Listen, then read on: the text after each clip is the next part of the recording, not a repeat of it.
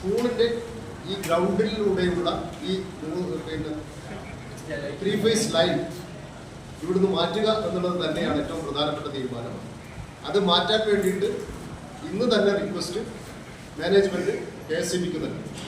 അതിൻ്റെ അടിസ്ഥാനത്തിൽ ഈ ലൈനിൽ നിന്ന് കൊടുത്തിട്ടുള്ള കണക്ഷൻ, ത്രീ ഫേസ് ഗേൾസ് സ്കൂളിന് കൊടുത്തിട്ടുള്ള കണക്ഷൻ മുൻവശത്ത് കൂടിയുള്ള കെട്ടിടത്തിലൂടെ അവിടെ കൊടുക്കുവാനും ഇത് മാറ്റുന്നതിൻ്റെ ഭാഗമായിട്ടുണ്ടാകുന്ന ആ ഒരു വീട്ടുകാർക്ക് മാത്രമേ ഈ ഒരു നിലവിലുള്ളൂ.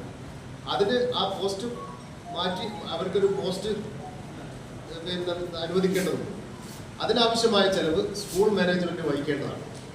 അതോടൊപ്പം ആ വീട്ടിലേക്ക് ലൈൻ വലിക്കുന്നതിനാവശ്യമായ മരങ്ങൾ മുറിച്ചു മാറ്റും. അതിനാവശ്യമായ കാര്യങ്ങൾ ബഹുമാനപ്പെട്ട പഞ്ചായത്ത് പ്രസിഡന്റ് സംബന്ധിച്ചതിൻ്റെ അടിസ്ഥാനത്തിൽ പഞ്ചായത്ത് ആ കാര്യങ്ങൾ നിർവഹിക്കും എന്നാണ് അറിയിച്ചിട്ടുള്ളത്.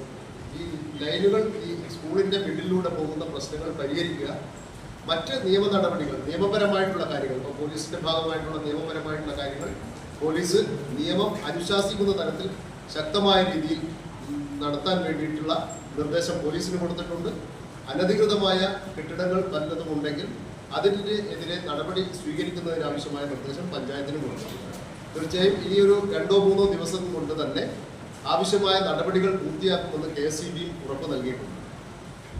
സ്കൂൾ തുറക്കുന്നതോടുകൂടെ ഈ ത്രീ ഫേസ് ലൈൻ ഇതുവഴി പോകുന്നത് ഇല്ലാതാകുന്ന ഒരു അന്തരീക്ഷമാണ് ഞങ്ങളിപ്പോൾ ഇവിടെ എടുത്ത തീരുമാനത്തിലൂടെ നിങ്ങളെ അറിയിക്കുന്നത്.